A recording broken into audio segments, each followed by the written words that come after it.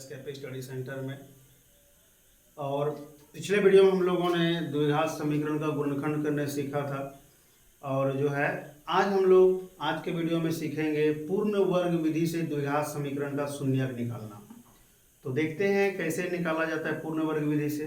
तो पूर्ण वर्ग विधि से सवाल को बनाने से पहले हम लोग उसको जांच करेंगे, जांच लेंगे क्या पूर्ण वर्ग विधि से उसका बनने का है या नहीं है। तो किस समीकरण का अस्तित्व है जो बनाएंगे, किस समीकरण का अस्तित्व नहीं है तो जो वो नहीं बनेगा। तो चलिए वीडियो को शुरू करते हैं हम लोग। आप लोग से रिक्वेस्ट है कि वीडियो को ज़्यादा से ज़्यादा शेयर करें, लाइक करें और कमेंट करें। तो देखते हैं हम लोग सबसे पहले द्विघात समीकरण का मानक रूप हम लोग लिख लिए। क्या है? ax स्क्वायर bx प्लस सी, जहाँ पर a जो है और bc क्या है? कांस्टेंट है, x जो है वो चर राशि है जिसका मान बदलेगा हमेशा, a bc का मान नहीं बदलेगा। ये चर और अचर पता है। तो यहाँ पर जो है कैसे हम लोग जानेंगे कि समीकरण का अस्तित्व है या नहीं। तो हम लोग मानक रूप देख लिए। द्विघात समीकरण का जो सूत्र है, तो सबसे पहले हम लोग यहाँ पे d निकालेंगे, d जिसका फॉर्मूला होता है b square minus 4ac। d को हम लोग कहते हैं विवेचक, विवेचक या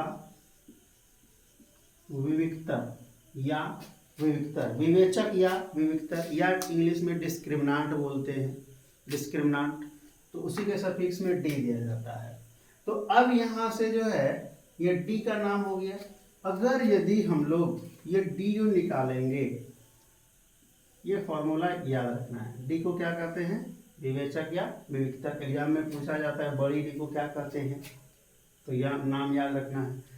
अब यहाँ से हम लोग देखते हैं, यदि कंडीशन है d का मान 0 से बड़ा हो जाए, d का मान 0 से बड़ा हो जाए, तो मूल वास्तविक तथा अलग अलग होगा, मूल वास्तविक तथा अलग अलग होगा। या हम लोग कह सकते हैं कि समीकरण का अस्तित्व है, समीकरण का अस्तित्व है, मूल वास्तविक तथा अलग अलग होगा। कब? जब d का मान 0 से बड़ा होगा। अब देख लेते हैं, एग्जांपल हम लेंगे। दूसरा कंडीशन है यदि d का मान बराबर 0 हो जाए, बराबर 0 हो जाए तो मूल वास्तविक तथा समान होगा, अलग अलग नहीं होगा, समान होगा। और यहाँ पर भी जो समीकरण होगा, समीकरण का अस्तित्व जो है वो होगा, अस्तित्व में है ये। लेकिन तीसरा कंडीशन है यदि d लेस देन 0, 0 में आ जाए, मतलब 0 से छोटा आ जाए। अब 0 से छोटा का मतलब क्या हुआ? माइनस में, -2, -4, -6, -5, 2, कुछ भी माइनस में आ जाए तो वो 0 से छोटा होगा। तब हम लोग लिखेंगे मूल काल्पनिक, मूल काल्पनिक होगा, काल्पनिक होगा। और यहां पर समीकरण का अस्तित्व नहीं है, समीकरण का अस्तित्व नहीं है। ये यहां पर हम लोग देख रहे हैं 10th तक में। लेकिन आगे हम लोग जो काल्पनिक मूल होगा उसका भी सॉल्यूशन करते हैं, आगे वो देखेंगे, आगे क्लास में है, यहाँ पर नहीं है।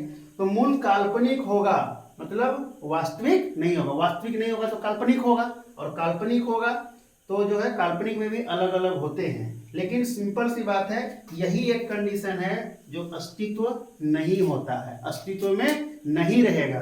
कब? जब d का मान 0 से कम आ जाए, 0 से छोटा हो जाए, मतलब माइनस में हो जाए। जब माइनस में हो जाएगा तब हम लोग इसका हल नहीं करेंगे, छोड़ देंगे, लिख देंगे मूल का अस्तित्व नहीं है। यहाँ पर लिख देंगे कि मूल का अस्तित्व नहीं है। यहाँ पे समीकरण का अस्तित्व है, यहाँ भी समीकरण का अस्तित्व है, लेकिन इस समीकरण का अस्तित्व नहीं है, मतलब मूल का अस्तित्व नहीं है।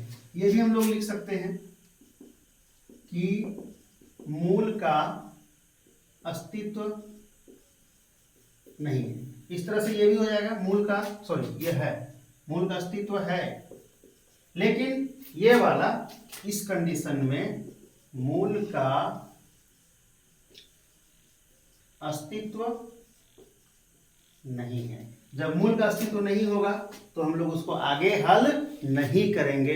तो ये है डी के लिए 3 कंडीशन जो हम लोग निकालते हैं। यहाँ बी क्या हो जाएगा, बी स्क्वायर जो यहाँ पे रहेगा हमारे सवाल से, और 4 फॉर्मूला से रहेगा, ए का मान यहाँ पे दिया रहेगा और सी का मान दिया रहेगा। तो हम लोग चेक करते हैं कि किसका हल होगा किसका हल नहीं होगा। हम लोग एक उदाहरण ले लेते हैं, देख लेते हैं उदाहरण के लिए। यहाँ पर हम 3 सवाल लिए हुए हैं, तीनों सवाल का हम लोग चेक करेंगे किसके मूल का अस्तित्व है किसके मूल का अस्तित्व नहीं है। एक चीज, दूसरा एग्जाम में पूछा जाता है विवेचक निकालें या डी निकालें, तो हम लोग देख लेते हैं कैसे निकालना है। तो सबसे पहले पहला सवाल देखते हैं हम लोग। तो पहला सवाल में क्या है, 3x square minus 5x plus 2 equal to 0।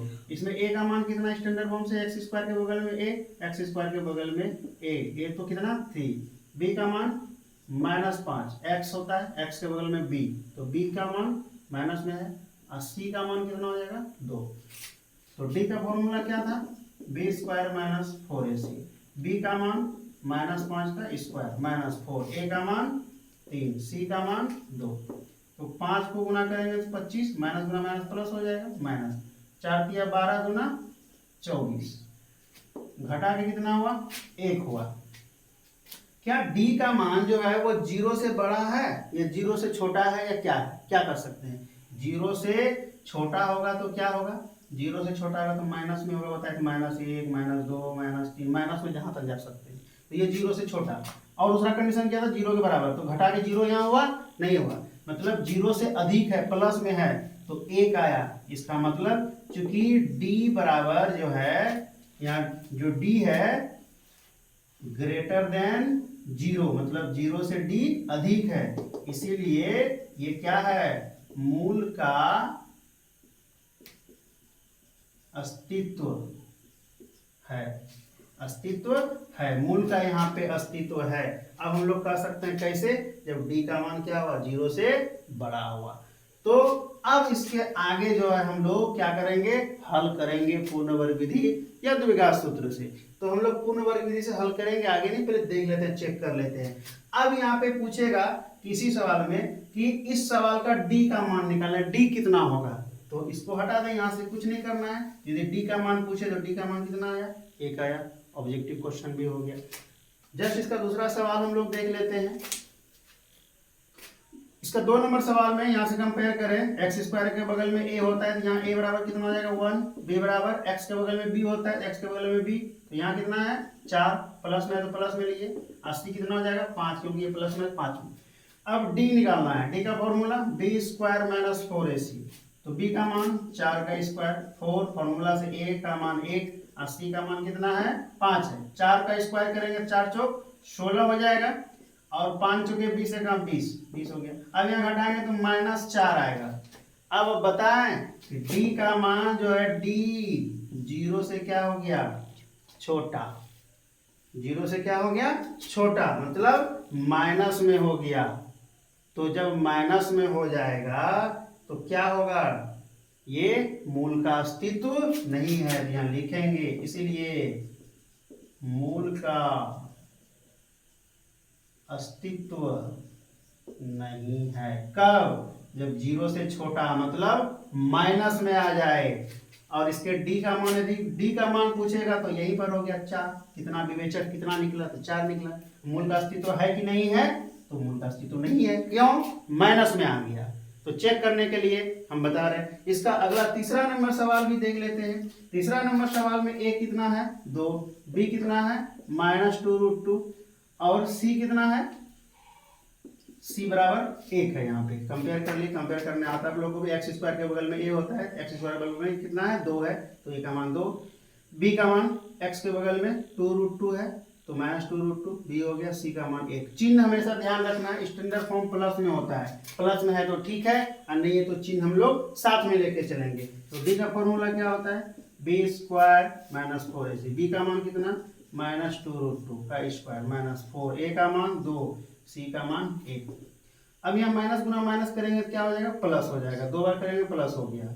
अब 2 बार गुना होगा, गुना 2 और √2 कितना बार, 2 बार, √2 गुना √2, ये 4 गुना कितना हो गया, 8, 2 गुना 4, ये 4 हुआ, गुना √2 गुना √2 कितना होगा, 8, ये 4 गुना 8 माइनस 8 घटा के 0 हो गया। तो d बराबर क्या आया, 0, d बराबर आ गया 0। तो क्या लिखेंगे, मूल का अस्तित्व है, मूल का अस्तित्व है, तो यही बात होगा, मूल का अस्तित्व है।